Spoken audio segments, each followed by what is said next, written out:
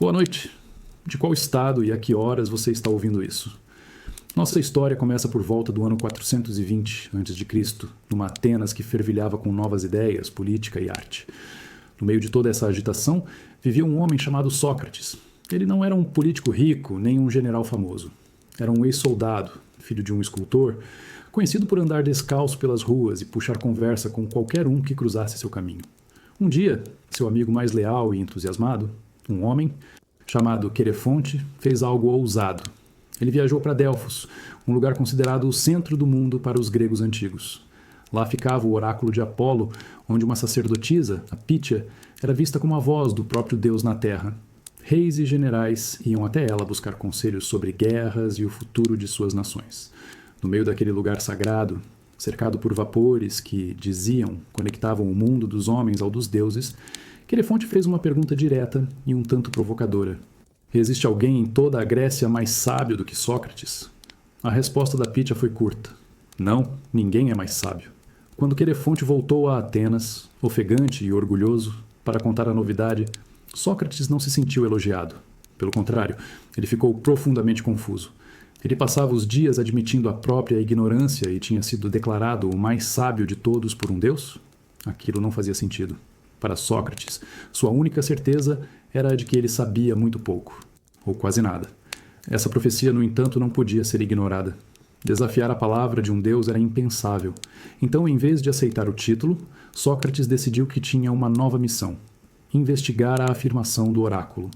Ele iria provar que a Pítia estava errada. Para isso, ele começou a procurar por alguém que fosse, de fato, mais sábio do que ele, iniciando a jornada que mudaria para sempre a filosofia ocidental. Aquela resposta vinda de Delfos não foi um prêmio, mas um quebra-cabeça. E foi justamente ao tentar resolver esse enigma que Sócrates deu o primeiro passo para se tornar o homem que a história se lembra. Fica a tua reflexão. Quantas vezes uma dúvida, e não uma certeza, é o que realmente nos coloca em movimento? Motivado por essa profecia divina, Sócrates transformou as ruas de Atenas em seu laboratório. Ele não escreveu livros, nem deu aulas em um lugar fechado. Sua sala de aula era a Ágora, a grande praça pública, onde os cidadãos se reuniam para fazer negócios, discutir política e socializar. Era ali, no coração da cidade, que ele colocaria a sabedoria de Atenas à prova. Ele começou pelos homens que tinham a maior fama de sábios, os políticos. Com uma simplicidade que desarmava, Sócrates se aproximava de um orador famoso, alguém conhecido por seus discursos inflamados sobre justiça e virtude, e fazia uma pergunta aparentemente inofensiva. Ele pedia que o político definisse com clareza o que era a justiça. O homem, seguro de si, oferecia uma resposta.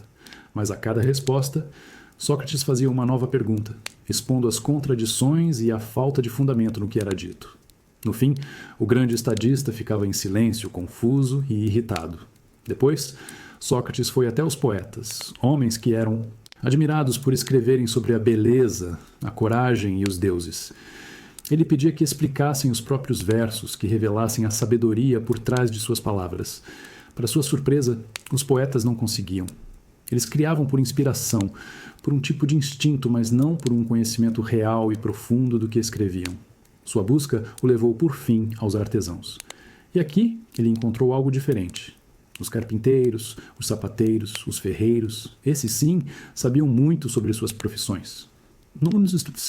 Entanto, Sócrates percebeu que, por dominarem uma habilidade específica, eles acreditavam ser sábios em todos os outros assuntos da vida, o que claramente não era verdade. Foi então que a mensagem do oráculo de Delfos fez todo o sentido. A sabedoria de Sócrates não estava em ter as respostas, mas em ser o único que reconhecia a própria ignorância. Enquanto os outros homens de Atenas fingiam saber o que não sabiam, ele era honesto o bastante para admitir seus limites. Ele era um moscardo, um inseto insistente enviado pelos deuses para picar a cidade e despertá-la de sua preguiça intelectual. Essa missão, no entanto, começou a lhe render muitos inimigos. Ninguém gosta de ter sua ignorância exposta em praça pública, especialmente os que detêm o poder. Ele se tornou um espelho desconfortável para a sociedade. E a gente sabe, nem todo mundo tem coragem de encarar o próprio reflexo, não é mesmo? Para cumprir sua missão de despertar Atenas, Sócrates não usava discursos prontos, nem tentava convencer ninguém com sua própria opinião. Ele tinha uma arma muito mais sutil e poderosa, um método de conversar que se tornaria sua marca registrada. Era um processo de 2 etapas, desenhado para desmontar as falsas certezas e ajudar o conhecimento verdadeiro a nascer. A primeira parte era a ironia. Sócrates se aproximava de alguém, geralmente um homem seguro de suas convicções, e adotava uma postura de completa ignorância. Ele se apresentava como um aprendiz, ansioso por ser iluminado pela sabedoria do outro. Essa falsa humildade era a isca perfeita. Ao se sentir superior, o interlocutor baixava a guarda e começava a expor suas ideias com confiança, sem perceber que estava entrando num labirinto cuidadosamente preparado. Então, vinha a segunda e mais importante parte, a maiêutica. A mãe de Sócrates, Fenarete, era parteira, e ele dizia ter herdado dela a profissão. Mas em vez de ajudar a trazer crianças ao mundo, ele se via como um parteiro de ideias. Para ele, o conhecimento verdadeiro já estava dentro de cada pessoa, e sua função era apenas ajudar esse conhecimento a vir à luz, através de perguntas. Ele não ensinava nada, ele apenas ajudava os outros a descobrirem o que já sabiam, ou a perceberem que não sabiam nada. O processo era implacável. Para cada resposta dada, Sócrates lançava uma nova pergunta. Aos poucos, a conversa se transformava num exame minucioso, onde as contradições e os buracos na lógica do outro ficavam expostos. A pessoa, que no início se sentia tão segura, acabava encurralada, sem ter para onde correr. Era um momento de desconforto, de silêncio e, para muitos, de vergonha. Era o doloroso parto da própria ignorância, um passo essencial para quem quisesse, de fato, buscar a verdade. O objetivo final não era humilhar, mas purificar. Era como limpar um terreno cheio de entulho antes de começar uma nova construção. Sócrates acreditava que, para seguir o maior dos mandamentos gravado no mesmo oráculo de Delfos, conhece-te a ti mesmo, era preciso primeiro se livrar das ilusões. É um processo que pode parecer cruel, mas talvez seja o único caminho para a honestidade intelectual. Às vezes, é preciso demolir o que achamos que sabemos para, só então, começar a construir um conhecimento de verdade. A frase mais famosa atribuída a Sócrates, "só sei que nada sei", é talvez a mais mal compreendida de toda a filosofia. Não era um suspiro de desistência ou um atestado de incapacidade, mas sim a chave de ignição do seu pensamento revolucionário.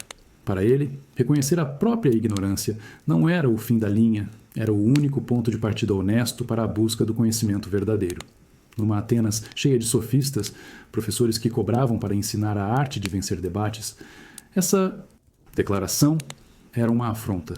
Era a fundação sobre a qual ele construiu sua missão, uma declaração de honestidade radical num mundo viciado em aparências. Essa honestidade se manifestava em sua lendária ironia. Imagine a cena na agitada praça de Atenas. Sócrates, com sua aparência simples e andar descalço, abordando um general condecorado.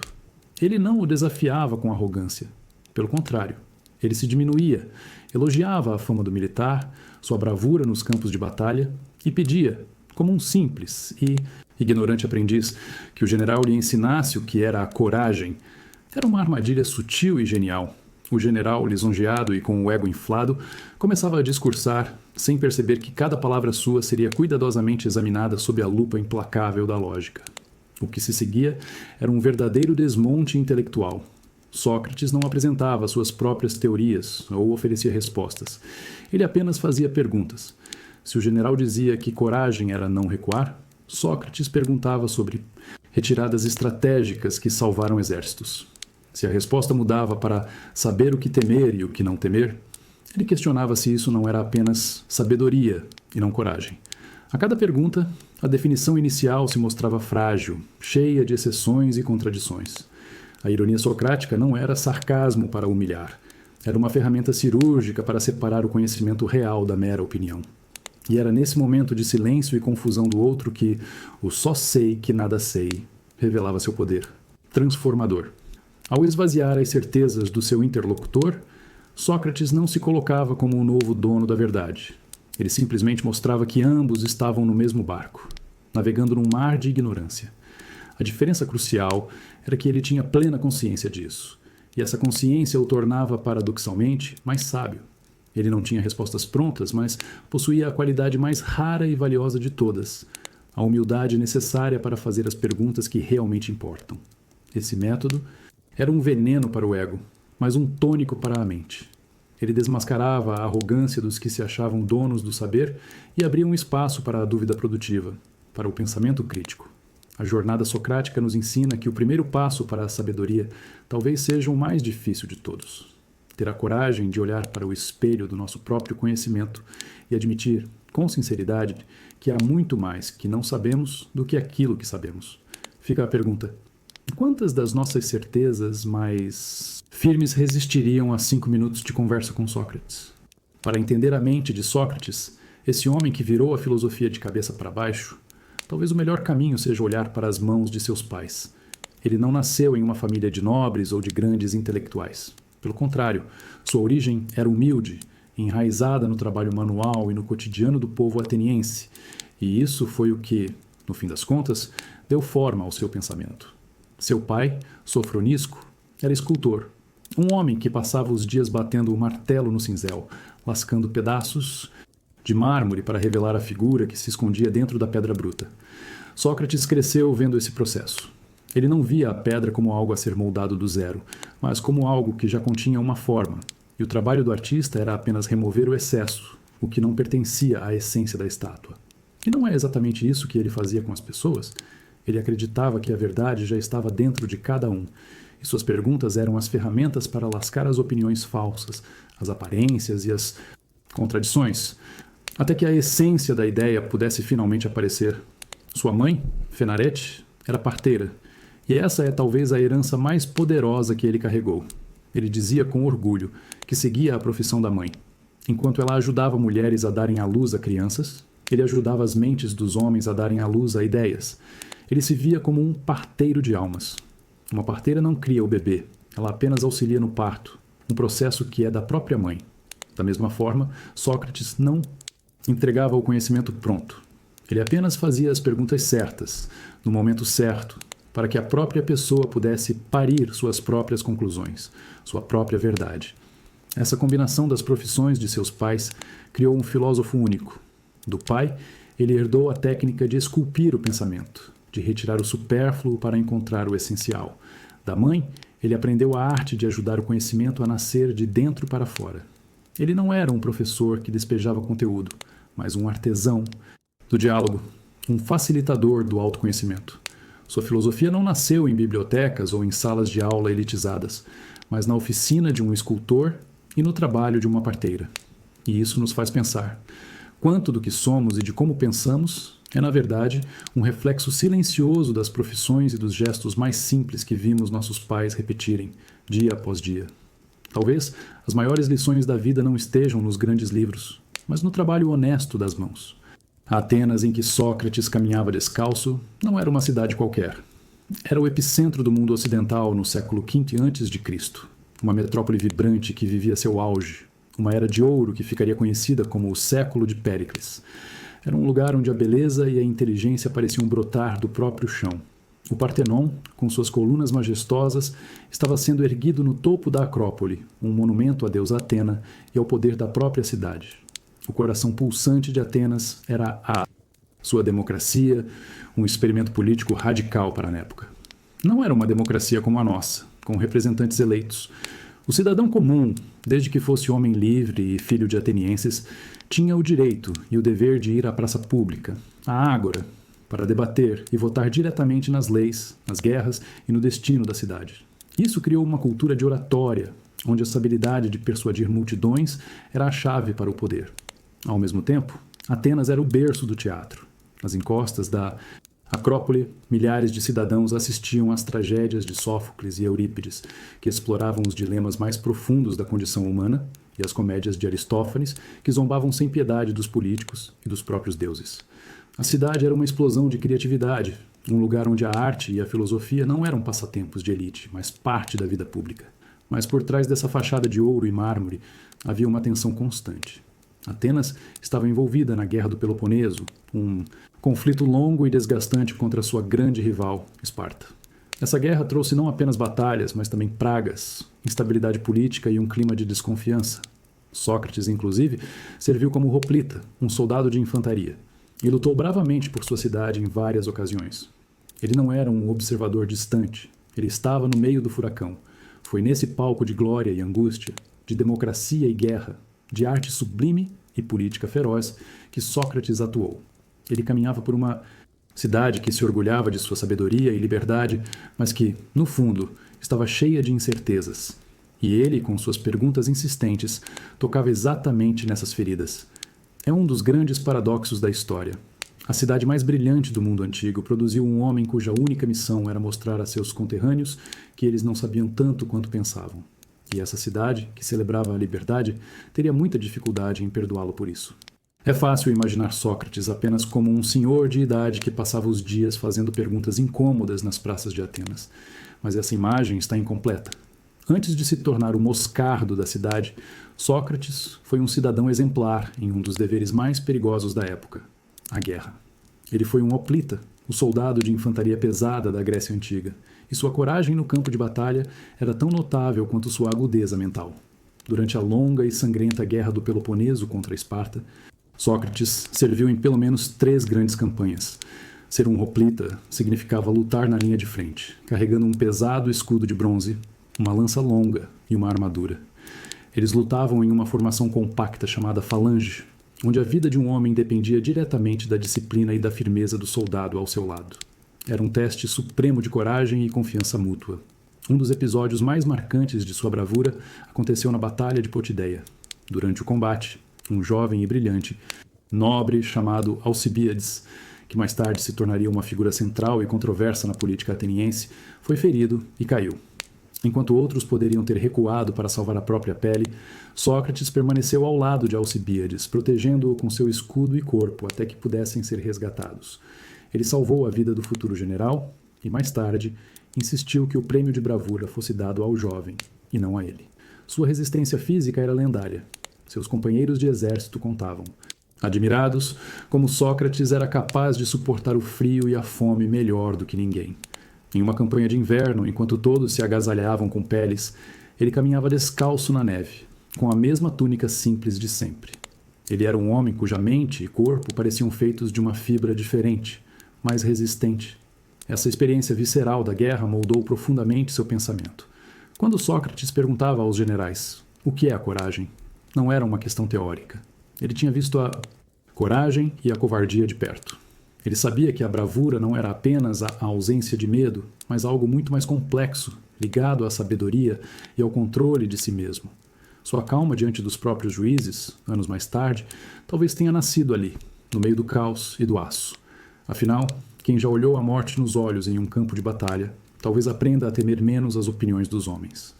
A guerra não termina quando o soldado volta para casa. As batalhas mais difíceis, muitas vezes, são travadas na mente, no silêncio que se segue ao caos. Para Sócrates, as experiências nos campos de batalha da Guerra do Peloponeso não foram apenas memórias de bravura ou perigo, foram as cicatrizes que deram um senso de urgência à sua missão filosófica. Ele voltou para uma Atenas que, apesar de ainda brilhante, estava ferida, desconfiada e moralmente abalada pelo conflito prolongado. Ao caminhar pelas ruas, ele via as consequências da guerra não só nos monumentos, mas nos rostos das pessoas. Ele tinha visto homens matarem e morrerem em nome de conceitos como justiça, honra e bem comum. No entanto, quando ele perguntava o que essas palavras realmente significavam, ninguém sabia responder com clareza. Os discursos dos políticos soavam vazios, as tradições pareciam frágeis. Como uma sociedade poderia funcionar? Como um homem poderia viver uma vida boa se os próprios pilares de sua moralidade eram tão mal compreendidos? Foi nesse cenário de cinzas e incertezas que a busca de Sócrates se tornou mais do que um exercício intelectual. Virou uma necessidade vital. A filosofia, para ele, não era um passatempo para os ociosos, mas uma ferramenta para curar a alma da cidade e do indivíduo.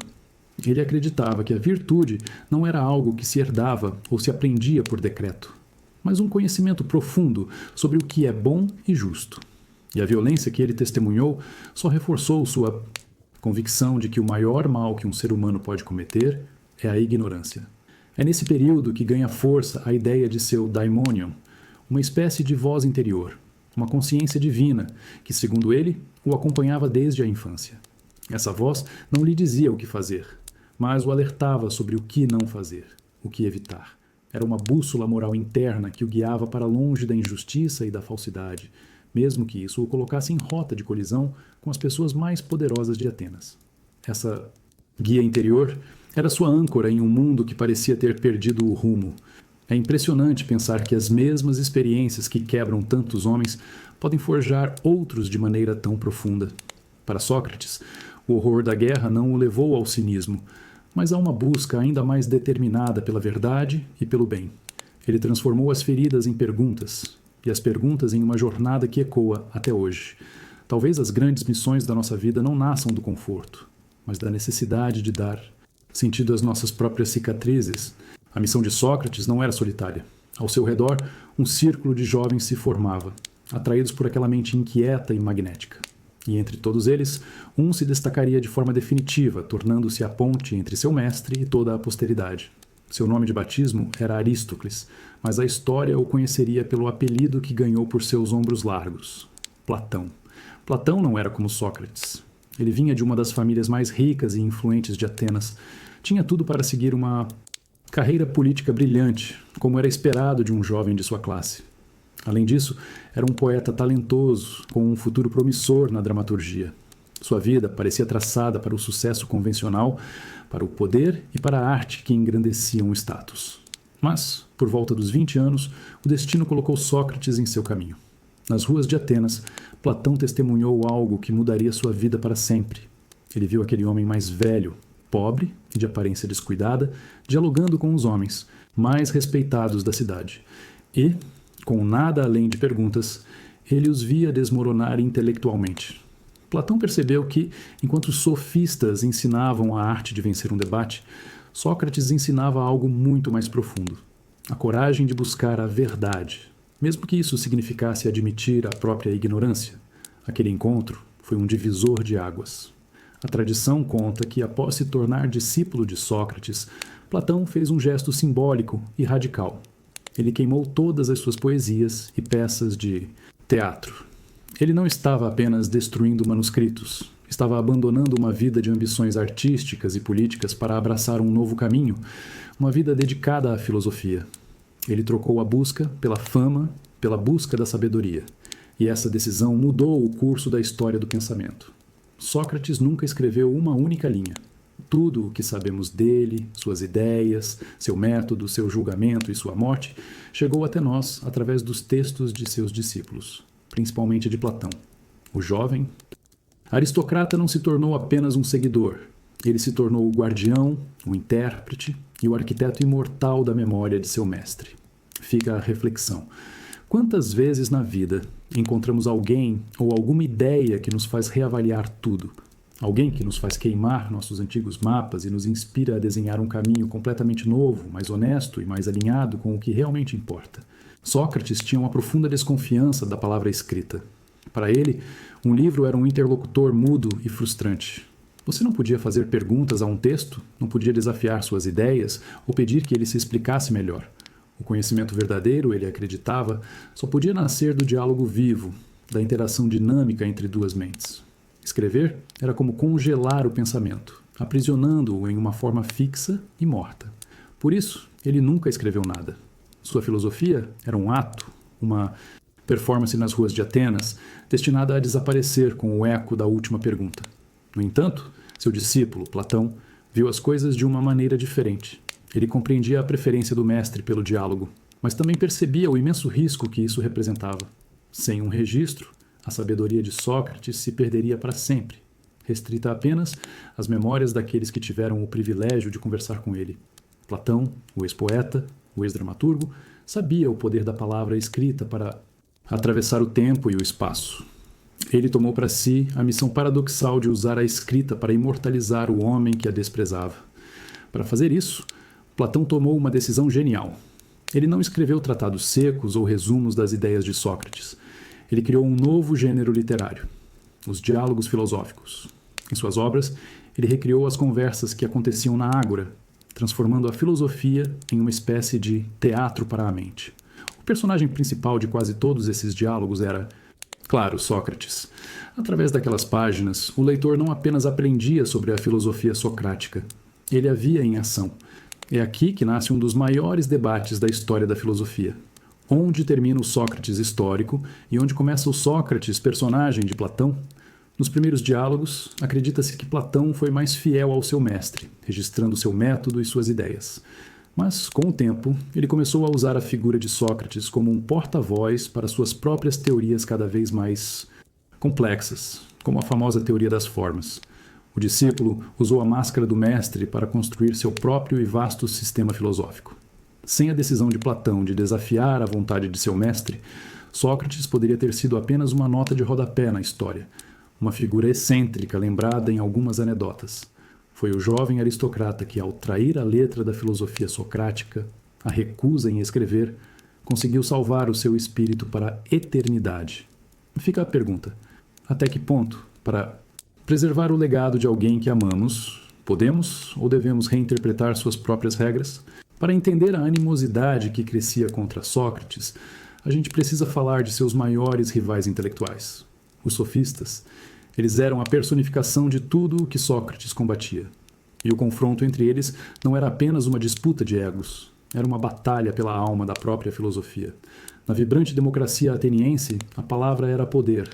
Quem soubesse falar bem, quem conseguisse persuadir a assembleia ou vencer um debate, tinha o caminho aberto para a fama e a influência. Foi nesse cenário que os sofistas surgiram e prosperaram.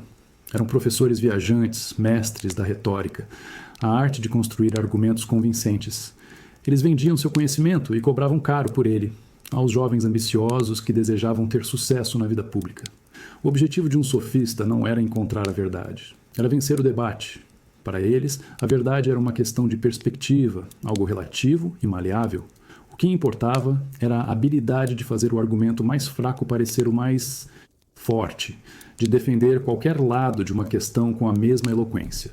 Eles eram os advogados, os marqueteiros e os consultores políticos de sua época. Eles vendiam uma ferramenta para o sucesso. E aí entra Sócrates, como uma peça que não se encaixa nesse tabuleiro. Ele não cobrava por suas conversas, vivia na pobreza. E, o mais chocante de tudo, afirmava não saber de nada. Enquanto um sofista prometia encher a mente de seus alunos com sabedoria, Sócrates prometia apenas esvaziá-la de suas falsas certezas. Era a colisão de dois mundos, um em que a verdade era um produto a ser vendido e outro em que era um horizonte a ser buscado, mesmo que nunca fosse plenamente alcançado. Quando Sócrates, com sua simplicidade desconcertante, pedia a um sofista famoso que definisse a justiça ou a virtude, o espetáculo começava. O sofista, acostumado a discursos longos e floreados, era pego na teia de perguntas curtas e precisas de Sócrates. A cada resposta, uma nova pergunta revelava uma contradição, uma falha na lógica. Em pouco tempo, o mestre da retórica ficava em silêncio, exposto em sua própria confusão diante de uma plateia de jovens. Ele não estava apenas desafiando ideias, estava ameaçando o ganha-pão e a reputação deles. Esse embate fundamental nos deixa com uma pergunta que atravessa os séculos. A gente vive num mundo bombardeado por discursos que tentam nos convencer de tudo, a todo momento. E o velho dilema de Atenas continua atual. Estamos mais interessados em quem fala melhor ou em quem, de fato, está buscando a verdade? Uma das maiores diferenças, e talvez a que mais irritava seus adversários, não estava apenas no que Sócrates dizia, mas no que ele se recusava a fazer: cobrar. Em uma Atenas, onde os sofistas transformaram o conhecimento em um negócio lucrativo e respeitado, a pobreza voluntária de Sócrates era uma afronta, uma declaração de guerra silenciosa contra os valores de sua época. Os sofistas eram pragmáticos. Eles ensinavam uma habilidade valiosa, a retórica, que era essencial para a vida pública, política. Eles eram profissionais, e seu serviço tinha um preço alto, pois a promessa era o sucesso. Para eles, a relação era clara. Um cliente pagava por um produto, que era a capacidade de persuadir e vencer. Era um modelo de negócios que todos entendiam e muitos admiravam. Mas Sócrates via tudo isso com outros olhos. Sua recusa em aceitar dinheiro não era apenas um capricho, mas a consequência direta e honesta de sua filosofia. A primeira razão era de uma lógica impecável. Se ele passava os dias afirmando que sua única sabedoria era saber que nada sabia, como poderia, em sã consciência, vender um conhecimento que declarava não possuir? Seria a maior das contradições. Cobrar por um ensino que ele mesmo dizia não ter seria o ato de um charlatão. Mas a recusa ia além da lógica. Para Sócrates, o conhecimento, especialmente o que leva à virtude e ao autoexame, não era uma mercadoria. Ele via o ato de vender sabedoria por dinheiro como uma espécie de prostituição intelectual, um rebaixamento da mais nobre das buscas humanas. A filosofia era uma busca compartilhada pela verdade, um chamado da alma. E a alma, para Sócrates, não tinha preço. Essa escolha pela pobreza era, na verdade, sua maior fonte de liberdade. Ao não aceitar pagamento, ele não devia favores a ninguém. Ele não tinha patronos ricos para agradar, nem alunos poderosos a quem temer ofender. Sua independência era total, e sua palavra, por não poder ser comprada, carregava um peso moral que dinheiro nenhum poderia conferir. Ele era livre para ser o Moscardo de Atenas, para criticar quem quer que fosse, pois sua única lealdade era com sua missão. Sua vida nos deixa uma provocação silenciosa, mas poderosa. Em um mundo onde quase tudo parece ter uma etiqueta de preço, qual é o valor daquilo que não pode ser vendido? A integridade, a amizade genuína, a busca honesta pela verdade. Talvez o verdadeiro tesouro, como Sócrates nos mostrou, seja exatamente aquilo que não pode ser comprado. Se Platão foi o guardião da memória de Sócrates, outro discípulo se tornou sua sombra, uma prova viva que seus inimigos usariam contra ele no futuro. Seu nome era Alcibíades, e ele não era um seguidor qualquer. Ele era a personificação do glamour e do poder ateniense. Lindo, carismático, de uma família nobre e absurdamente rico, Alcibíades tinha a cidade aos seus pés e um futuro político que parecia destinado à glória. E essa estrela, cortejada por todos, sentia uma fascinação irresistível, justamente pelo homem mais improvável de Atenas, o velho e desgrenhado Sócrates. A relação entre eles era magnética e complexa. Em seus momentos de maior sinceridade, Alcibíades admitia que Sócrates era o único homem no mundo que o fazia sentir vergonha de sua vida de excessos, de sua vaidade e de sua ambição desenfreada. Era como se a presença calma do filósofo fosse um espelho que refletia não sua beleza exterior, mas os defeitos de sua alma. Sócrates, por sua vez, via em Alcibíades um potencial imenso, uma lâmina de 2 gumes. Se aquele jovem brilhante pudesse ser guiado pela filosofia e pela busca da virtude, ele poderia se tornar o maior líder que Atenas já conhecera. Mas, se fosse deixado à solta, sua ambição e seu ego poderiam levar a cidade à ruína. O filósofo viu ali seu maior desafio, tentar esculpir uma alma virtuosa no bloco de mármore mais promissor e perigoso de sua geração. E o filósofo, infelizmente, perdeu a aposta. A sede de poder de Alcibíades falou mais alto. Sua carreira política foi uma montanha-russa de glória e desastre. Ele foi o grande defensor da expedição à Sicília, uma campanha militar ambiciosa que terminou em uma derrota humilhante para Atenas. Pior ainda, para escapar de acusações de sacrilégio, ele desertou. E não apenas isso. Ele se juntou aos inimigos de Atenas, os espartanos, e lhes entregou segredos militares cruciais. Para o cidadão comum que via tudo aquilo, a conta era simples e devastadora. Se Sócrates era o mestre e Alcibíades, o pupilo, então os crimes e a traição do pupilo eram, de alguma forma, fruto dos ensinamentos do mestre. A associação com aquele pupilo maldito se tornou uma mancha indelével, uma arma que seus acusadores usariam com precisão mortal anos mais tarde. E isso nos deixa pensando sobre os limites da nossa influência. Até que ponto somos responsáveis pelas escolhas daqueles que tentamos orientar? E quando um talento brilhante se recusa a ser guiado pela ética, talvez o desastre não seja uma possibilidade, mas um destino. A relação de Sócrates com Alcibíades não era a única que levantava suspeitas em Atenas. Outro nome frequentemente associado ao filósofo era o de Crítias, seu próprio primo. E essa conexão se revelaria ainda mais tóxica, pois Crítias se tornou o líder de um dos períodos mais sombrios da história ateniense, a tirania dos 30. Após a derrota devastadora para Esparta na Guerra do Peloponeso, a democracia ateniense foi suspensa. Em seu lugar, os espartanos vitoriosos impuseram um governo oligárquico, um pequeno grupo de homens que governaria a cidade. Esse grupo ficou conhecido como os 30 Tiranos e seu líder era Crítias. Durante seu breve, mas brutal governo, eles promoveram uma onda de terror, executando e exilando centenas de cidadãos e confiscando suas propriedades em nome da ordem. Para os inimigos de Sócrates, essa era a prova definitiva. Crítias, o tirano sanguinário, tinha sido um dos jovens que frequentava o círculo do filósofo. E Alcibíades, o traidor, também. A narrativa se tornou simples e poderosa. Sócrates não era apenas um excêntrico que fazia perguntas irritantes. Ele era um mestre perigoso, cujos ensinamentos produziam traidores e tiranos. Sua filosofia, que questionava os valores tradicionais e as divindades da cidade, era vista como uma força que minava os alicerces morais da juventude. É claro que essa era uma distorção dos fatos. Sócrates não apenas se opôs à tirania, como também desafiou diretamente os 30. Em um episódio famoso, ele se recusou a cumprir uma ordem ilegal de prender um cidadão inocente, um ato de desobediência civil que poderia ter lhe custado a vida. Mas, em uma cidade traumatizada pela guerra e pela tirania, os detalhes se perdem e as narrativas simplistas ganham força.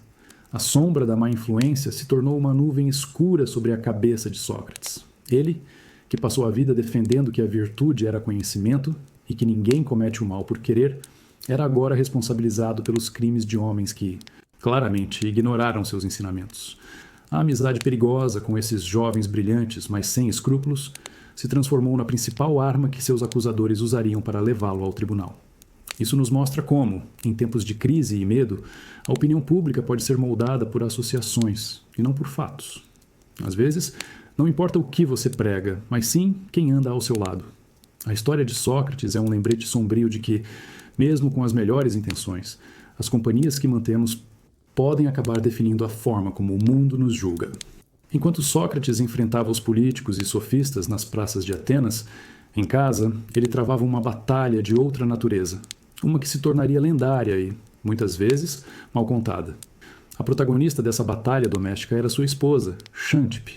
Ao longo da história, ela foi pintada como a personificação da mulher difícil, uma fúria de temperamento explosivo que testava a paciência do maior pensador de sua época. As anedotas sobre ela são muitas e quase sempre cômicas.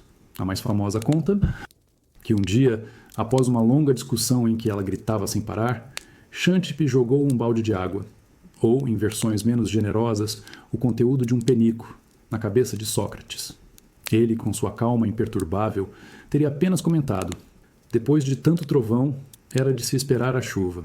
Outras histórias a descrevem reclamando constantemente da pobreza da família e da recusa do marido em ter um trabalho que trouxesse dinheiro para casa. Mas, como tudo na história, vale a pena olhar por outro ângulo e tentar enxergar a mulher por trás da caricatura. Vamos imaginar a cena do ponto de vista dela. Xântipe era uma mulher ateniense, com a responsabilidade de cuidar da casa e criar 3 filhos. Seu marido, em vez de trabalhar como escultor, ofício que aprendeu com o pai, passava os dias inteiros vagando pelas ruas, conversando e desafiando os outros, sem trazer um único dracma para casa. Ele cumpria sua missão divina, mas quem colocava comida na mesa? A fúria de Xântipe talvez não fosse um defeito de caráter, mas o grito de desespero de uma mulher sobrecarregada, tentando administrar a realidade prática da vida, enquanto seu marido se dedicava à busca abstrata pela verdade. O que a história registra como irritação talvez fosse, na verdade, a ansiedade de uma mãe preocupada com o futuro de seus filhos.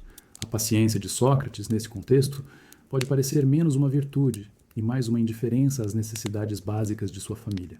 Dizem que o próprio Sócrates via o casamento como um exercício filosófico. Ele teria dito que, se conseguisse suportar Xântipe, seria capaz de suportar qualquer outra pessoa no mundo. Ele a escolheu como um cavaleiro, escolheria o cavalo mais arisco para treinar suas habilidades. A verdade, provavelmente, está em algum lugar no meio. Ela não era um monstro e ele não era um santo indiferente. Eram apenas 2 pessoas vivendo o conflito eterno entre o ideal e o real. No fim, a história de Xântipe nos faz pensar sobre os custos invisíveis das grandes missões. Será que por trás de toda a grande busca filosófica não existe sempre alguém, nos bastidores, cuidando para que a casa não desmorone? Apesar da imagem de um marido difícil, Sócrates tinha uma visão profunda e transformadora sobre o amor. E essa visão foi imortalizada por Platão em uma de suas obras mais belas, O Banquete. A cena é um jantar na casa do poeta Agatão, onde os convidados, em vez de beberem até cair, decidem que cada um fará um discurso em homenagem a Eros, o deus do amor. Quando chega a vez de Sócrates falar, ele, como sempre, subverte as expectativas. Ele não faz um discurso próprio. Em vez disso, ele conta o que aprendeu sobre o amor com uma mulher misteriosa e sábia chamada Diotima de Mantineia. Segundo ela, o amor não é um deus, mas sim um daimon, um ser intermediário entre os deuses e os mortais.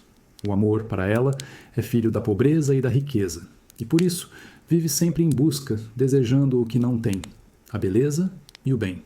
É a partir daí que Sócrates descreve o que ficou conhecido como a escada do amor, uma jornada de ascensão da alma. No primeiro degrau está a forma mais básica de amor.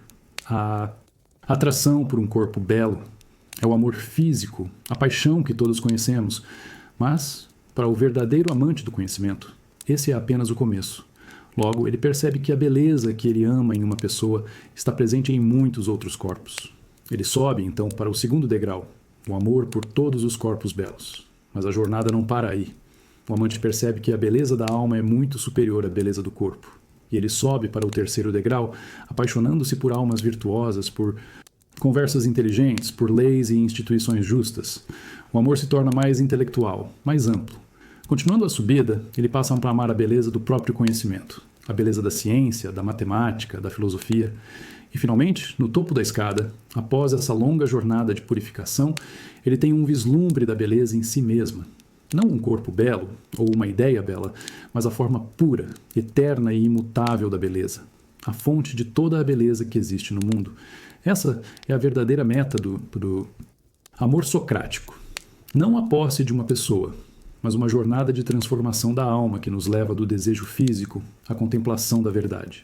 O amor, para Sócrates, não era um destino, mas um caminho, uma força que nos impulsiona para fora de nós mesmos, em direção ao que é bom, belo e eterno. Talvez o amor mais profundo não seja aquele que nos prende, mas aquele que nos dá asas para subir essa escada. No coração do pensamento de Sócrates, no centro de sua bússola moral, havia um mistério que intrigava amigos e inimigos. Ele o chamava de seu daimonion. Não era um demônio no sentido que conhecemos hoje, mas sim um sinal divino, uma voz interior que o acompanhava desde a infância. E essa voz tinha uma característica muito particular que a tornava ainda mais enigmática. Ela nunca lhe dizia o que fazer, nunca lhe deu ordens positivas como siga por este caminho ou faça tal coisa. A função do daimonion era exclusivamente de freio. Era uma voz que o alertava sobre o que não fazer, sobre os caminhos que ele deveria evitar. Era um não divino, uma advertência que surgia em momentos cruciais para impedi-lo de cometer um erro ou uma injustiça. Era sua consciência, talvez, mas elevada a uma dimensão espiritual. Foi essa voz, por exemplo, que o aconselhou a ficar longe da carreira política. Sócrates sabia que sua busca implacável pela verdade e sua recusa em cometer injustiças seriam uma sentença de morte na arena política de Atenas.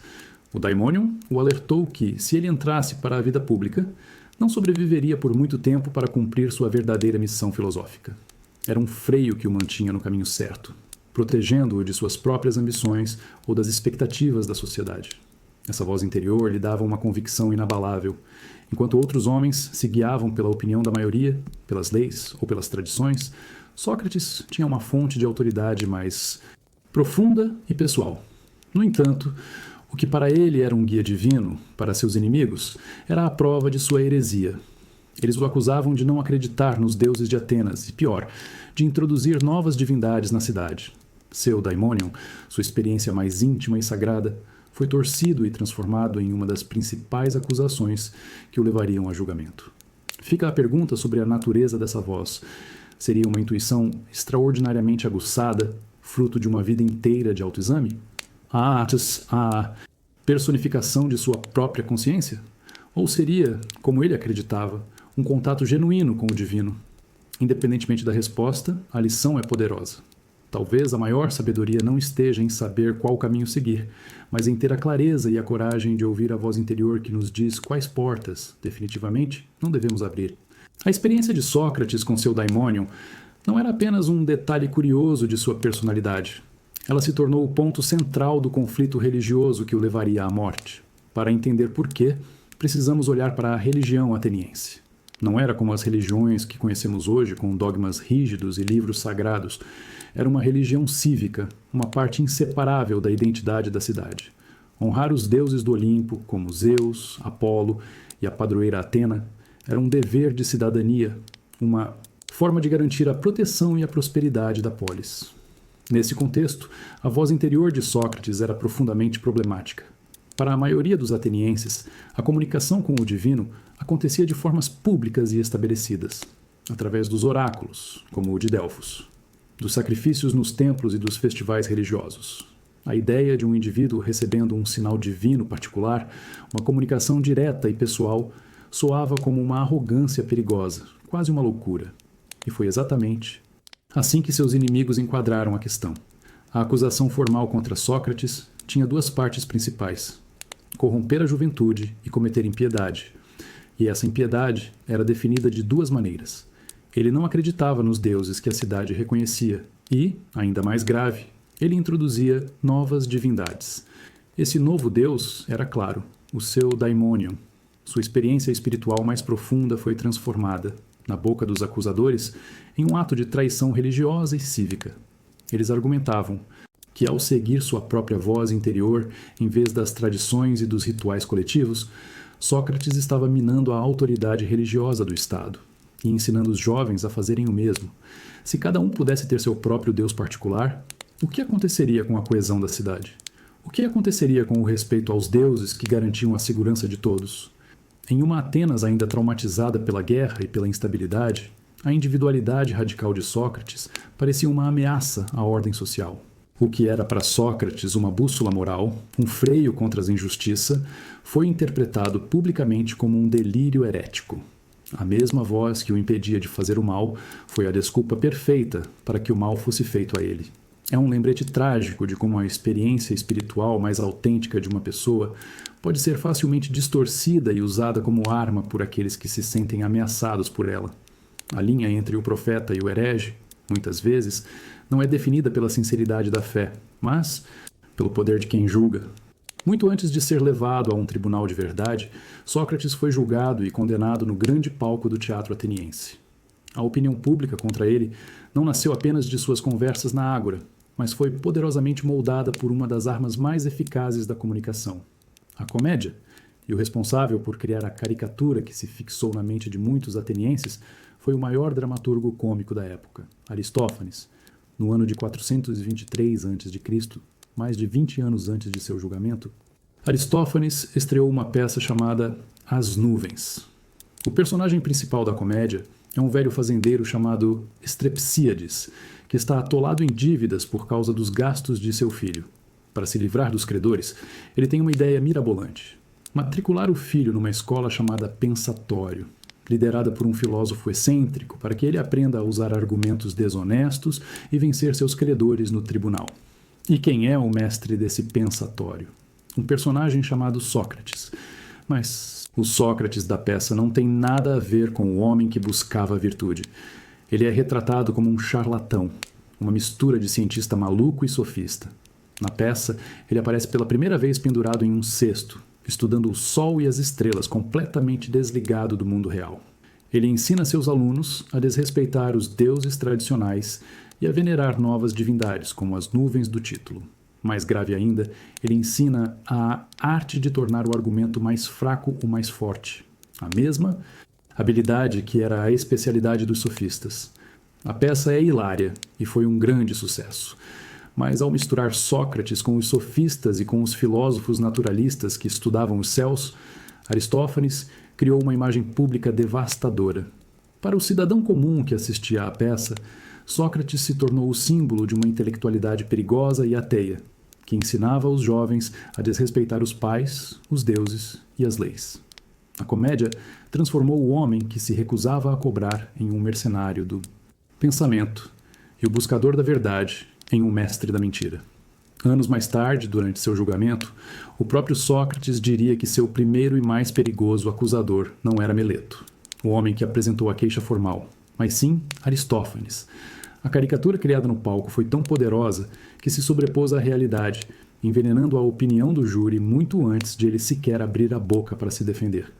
É um lembrete antigo, mas assustadoramente atual, de como a sátira e a desinformação podem moldar a percepção pública e destruir uma reputação, transformando um homem em um monstro muito antes do julgamento começar. O problema da comédia, As Nuvens, não era apenas que ela era engraçada. O problema era que a caricatura criada por Aristófanes era incrivelmente eficaz.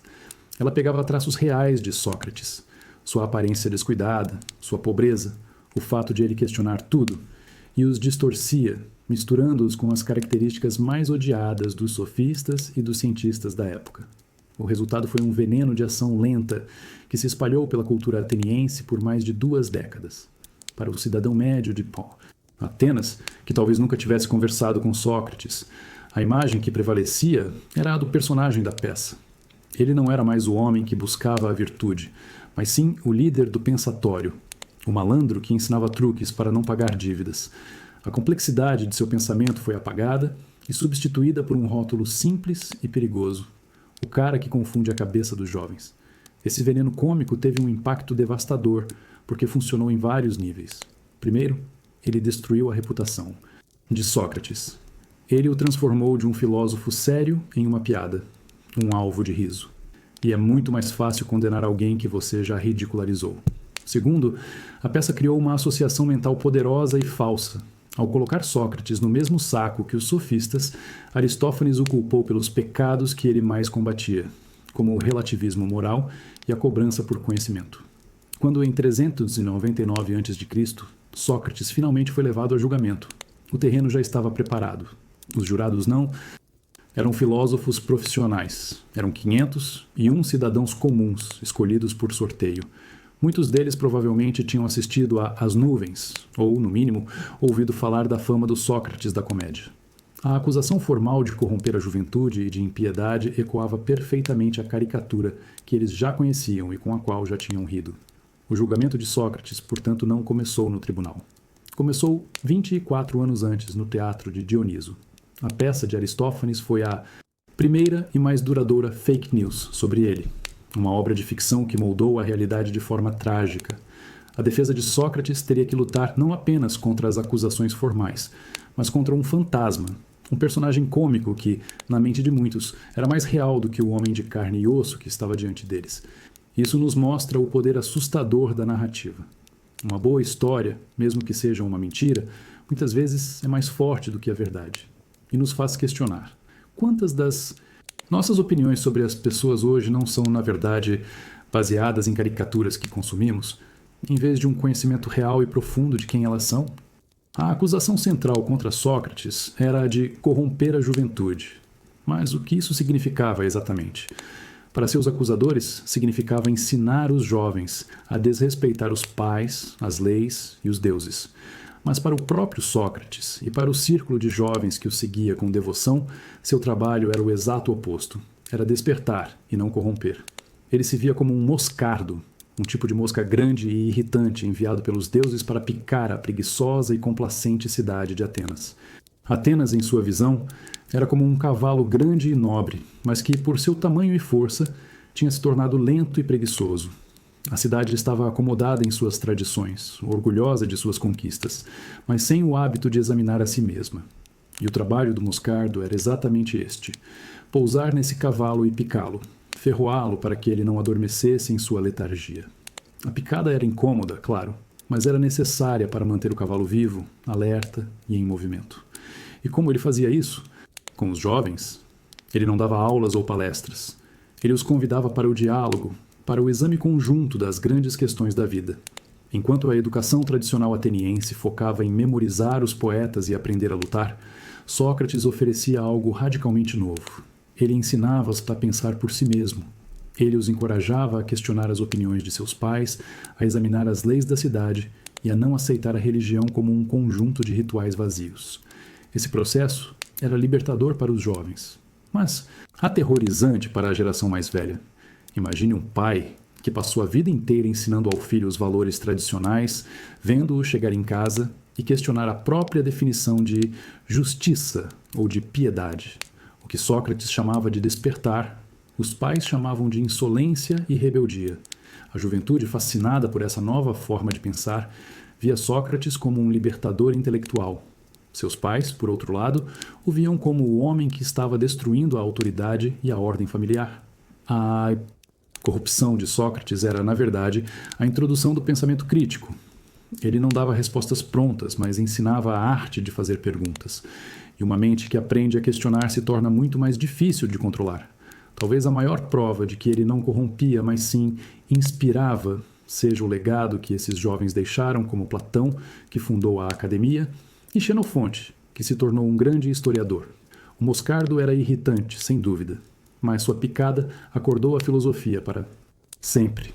E a gente sabe, toda sociedade precisa, de vez em quando, de um incômodo necessário para não adormecer em suas próprias certezas. A acusação de corromper a juventude era a mais emocional e, politicamente, a mais esperta de todas. Ela tocava diretamente no coração da elite ateniense e no medo mais profundo de qualquer pai, o de perder as autoridades sobre seus próprios filhos. E Sócrates era o bode expiatório perfeito para esse medo. Pense na cena. Os filhos das famílias mais ricas e poderosas de Atenas, jovens como Platão e Alcibíades, em vez de se prepararem para a vida pública aprendendo as artes da oratória com os sofistas, preferiam passar horas na companhia daquele velho esquisito e pobre. Eles o seguiam pela ágora, fascinados por suas conversas, e voltavam para casa cheios de perguntas desconcertantes. A ordem natural das coisas, onde os mais velhos ensinam e os mais novos obedecem, estava sendo virada de cabeça para baixo.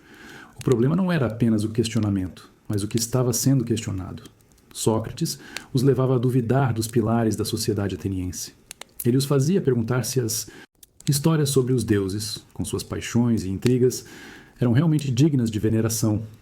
Ele os fazia questionar se a democracia, da forma como era praticada, realmente promovia a justiça. Para a elite conservadora de Atenas, isso era dinamite pura. Era como se Sócrates estivesse entregando um manual de rebeldia intelectual para a próxima geração de líderes. A sombra de Alcibíades e Crítias, o traidor e o tirano, pairava sobre tudo isso. Para os acusadores era fácil argumentar. Vejam o resultado da educação socrática. Produz homens que destroem a cidade. Não importava que Sócrates pregasse a virtude e a justiça. O que importava era a percepção pública, e a percepção era de que ele era uma má influência, um mentor de desajustados perigosos. O medo da elite era genuíno. Eles viam em Sócrates uma ameaça real à estabilidade social, uma força que dissolvia a cola que mantinha a sociedade unida, a tradição. O que Sócrates oferecia era a autonomia do pensamento, a ideia de que cada indivíduo deveria examinar sua própria vida e suas próprias crenças. Mas para uma sociedade baseada na autoridade do costume e da coletividade, essa autonomia era vista como anarquia. No fundo, a acusação de corromper a juventude era o medo do novo, o medo da mudança. Era o pânico de uma geração que via seus filhos sendo seduzidos por ideias que eles não compreendiam e não podiam controlar. E como a história nos mostra repetidamente, quando uma sociedade se sente ameaçada, ela não costuma reagir com diálogo, mas com a busca por um culpado. E Sócrates era o culpado perfeito. O julgamento de Sócrates não aconteceu no vácuo. Ele foi o clímax de uma tragédia muito maior, o declínio da própria Atenas. Para entender por que a cidade se voltou contra seu filósofo mais famoso, precisamos voltar alguns anos para o fim desastroso da Guerra do Peloponeso. Depois de quase 30 anos de um conflito brutal, em 404 a.C., a orgulhosa Atenas finalmente se rendeu à sua grande rival, Esparta.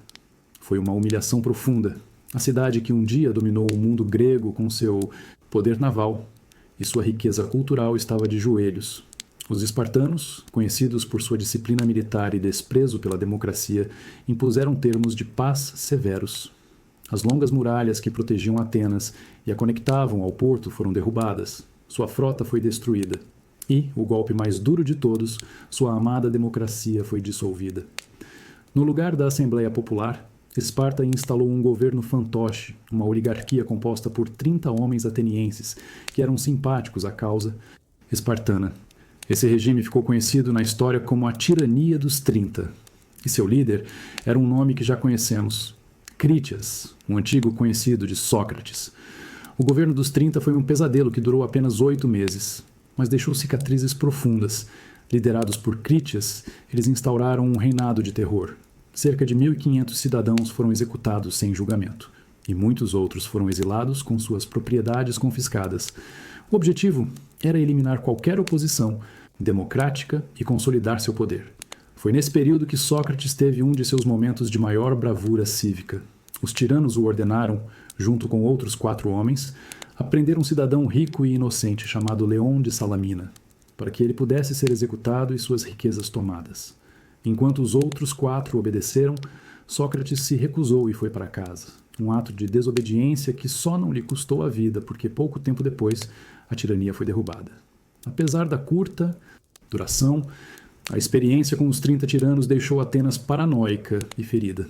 Quando a democracia foi restaurada, em 403, havia um desejo desesperado por ordem e um profundo medo de qualquer coisa que parecesse desestabilizadora ou antidemocrática.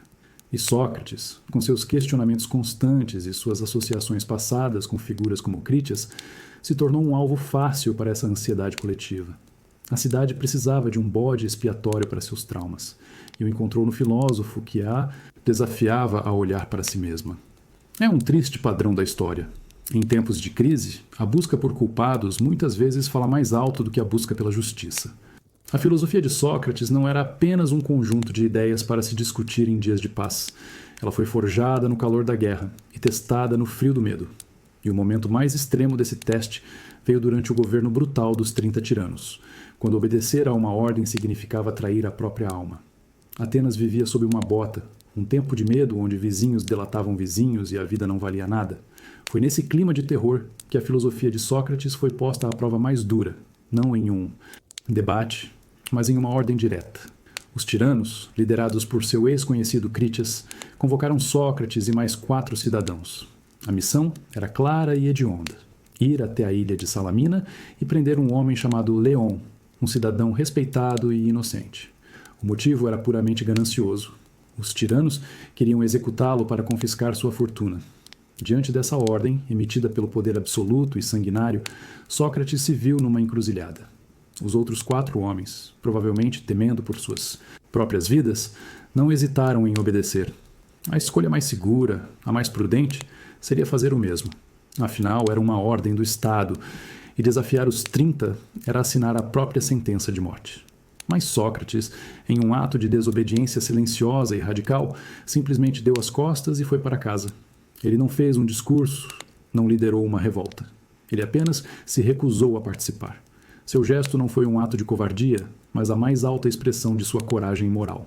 Para ele, a maior desgraça não era morrer, mas sim cometer uma injustiça. Ao prender Leon, ele se tornaria cúmplice de um assassinato. Ele preferia arriscar ser a vítima da tirania a se tornar um de seus instrumentos. Era a aplicação prática de seu mais profundo princípio. É melhor sofrer uma injustiça do que cometê-la. A ironia é cruel. Esse ato de extrema integridade, essa prova incontestável de sua oposição à tirania, seria convenientemente esquecido por seus acusadores, anos mais tarde. Eles o pintariam como um simpatizante de tiranos, ignorando o dia em que ele sozinho arriscou a própria vida para não se tornar um deles. Esse episódio nos mostra que a coragem nem sempre grita ou carrega uma espada. Às vezes, a coragem é um ato silencioso de recusa, a decisão de não cruzar uma linha moral, não importa o custo. Quantas vezes na vida somos confrontados com pequenas ordens injustas, com pressões para fazer o que sabemos ser errado? E qual é o preço que estamos dispostos a pagar para simplesmente ir para casa com a consciência limpa? Toda acusação precisa de um rosto. E no caso de Sócrates, foram 3 homens que se apresentaram para formalizar o ódio e a desconfiança que fermentavam em Atenas há anos. Eles não eram figuras desconhecidas. Representavam setores poderosos da sociedade que Sócrates, com suas perguntas incômodas, tinha ofendido diretamente. Juntos, eles formaram a frente de ataque que levaria o filósofo ao banco dos réus. O primeiro, e o que deu a cara oficial à acusação, era Meleto. Ele era um poeta, jovem e obscuro, provavelmente cheio de ambição e ressentimento. Meleto representava os artistas e os poetas, homens que Sócrates havia humilhado publicamente, ao mostrar que eles não sabiam explicar a sabedoria por trás de suas próprias obras. Ele se apresentou em nome da piedade e dos deuses, acusando Sócrates de ateísmo. Era o porta-voz do fanatismo religioso, talvez motivado por um desejo de ganhar notoriedade ao derrubar uma figura tão famosa. O segundo e mais influente dos acusadores era Ânito.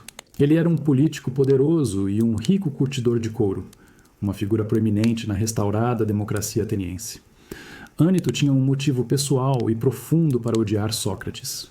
Seu próprio filho tinha sido um dos jovens que frequentava o círculo do filósofo e, segundo Ânito, tinha sido corrompido por ele, abandonando os negócios da família para uma vida que o pai considerava dissoluta. Ânito representava a raiva dos políticos e dos homens de negócios.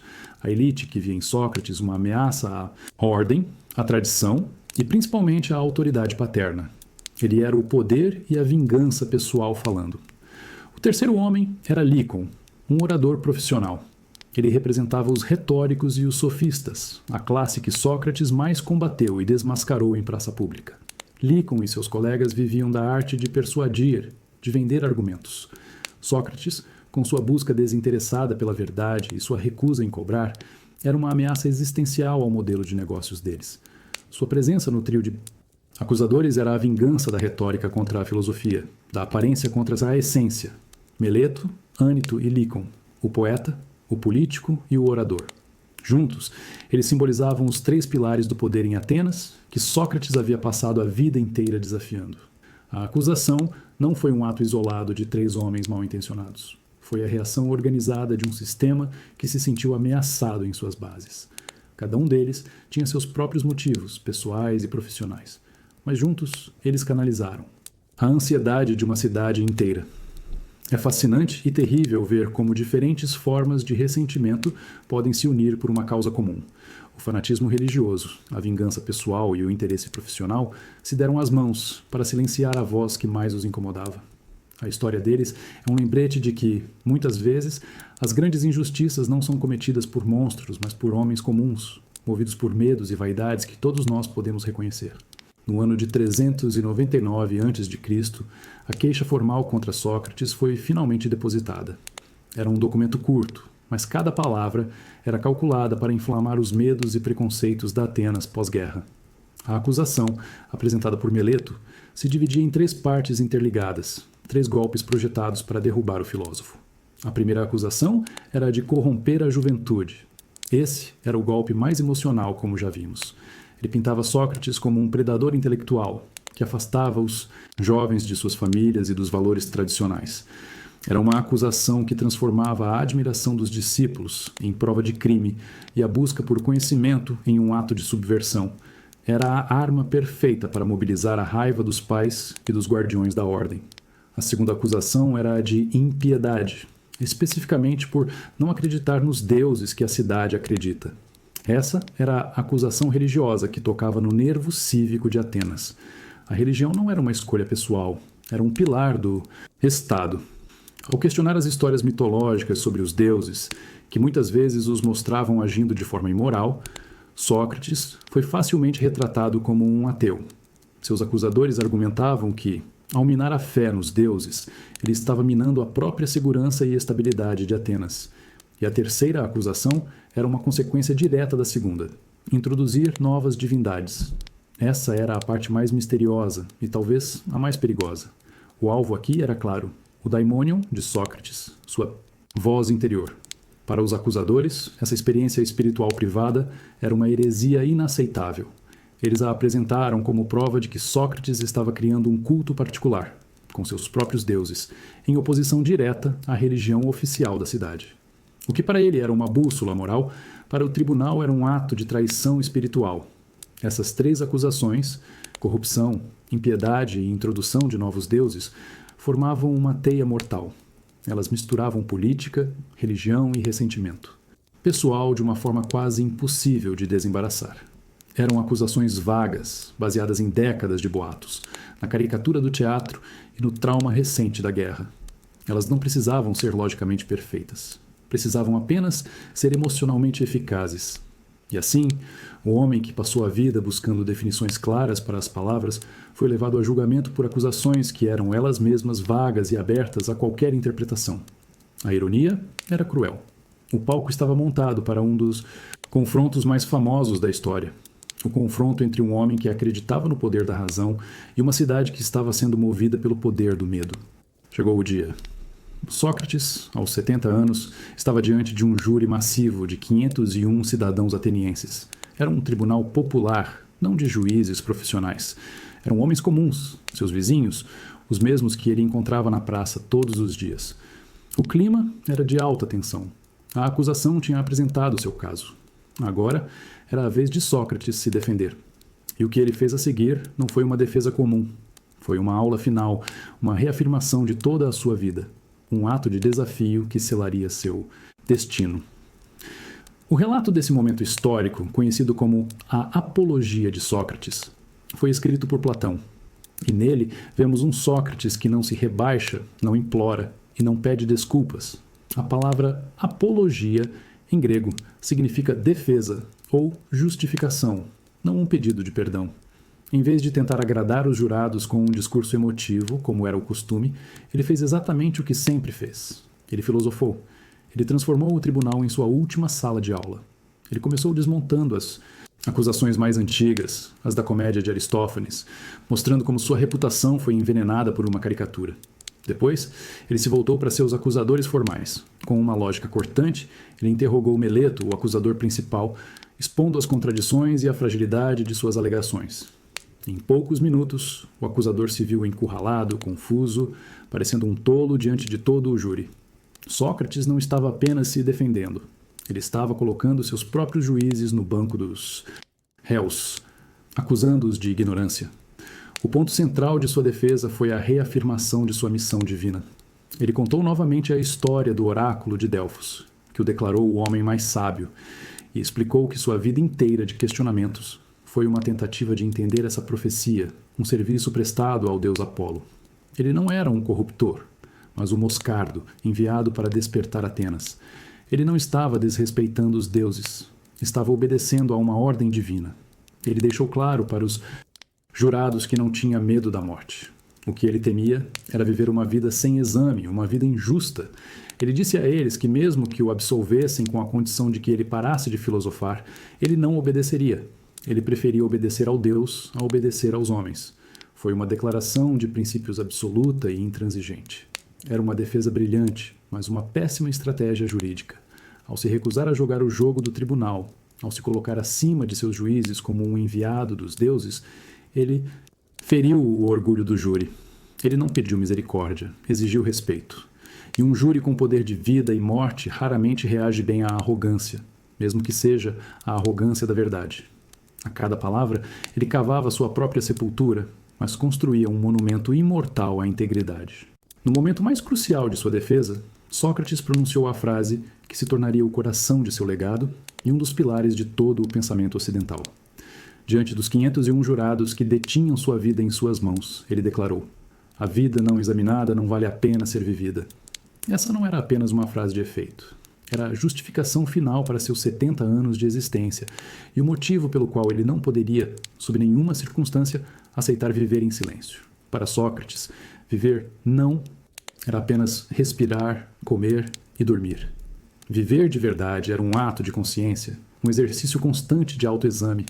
Era olhar para dentro de si mesmo e para o mundo ao redor e perguntar: o que é a justiça?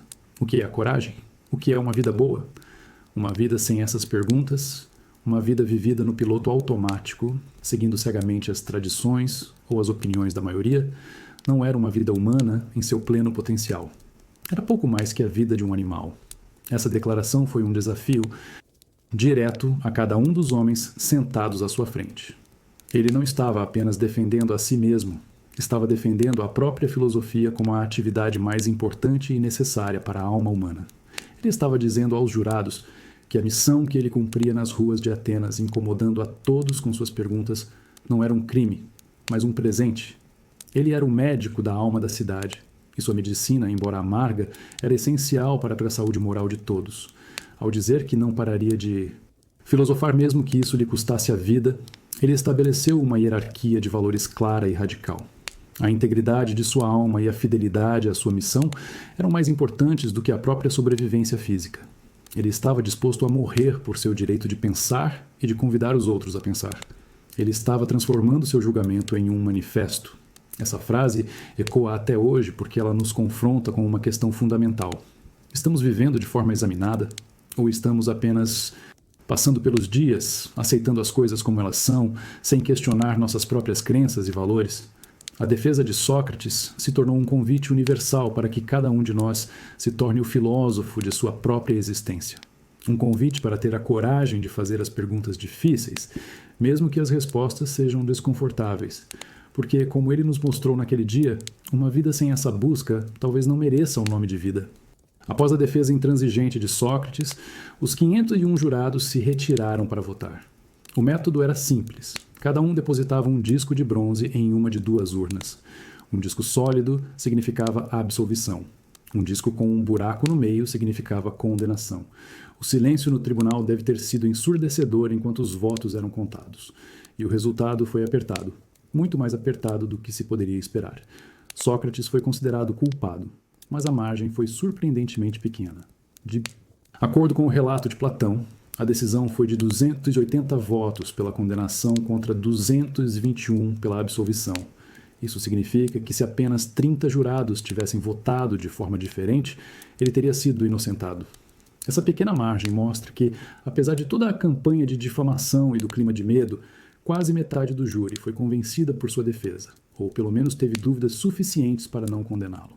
Mas o drama ainda não havia terminado. A lei ateniense previa um segundo estágio para casos como esse.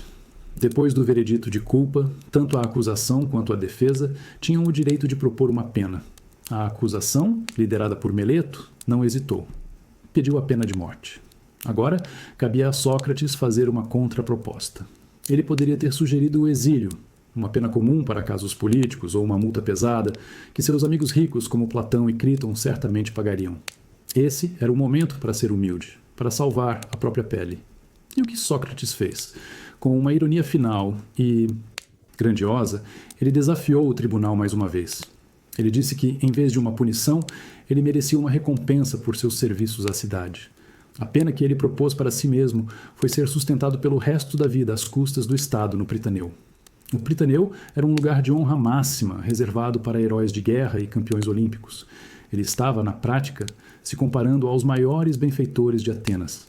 Essa proposta foi a gota d'água. Foi vista como um ato de desprezo supremo, um tapa na cara do júri, que acabara de condená-lo. Aqueles que talvez tivessem votado por uma pena mais branda, como o exílio, se sentiram insultados. A arrogância percebida de Sócrates eliminou qualquer simpatia que ainda restava por ele.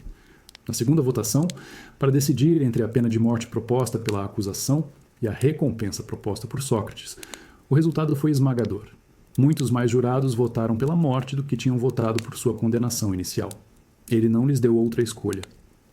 Ao se recusar a negociar com sua consciência, ele encurralou o tribunal. Ele forçou Atenas a mostrar sua verdadeira face.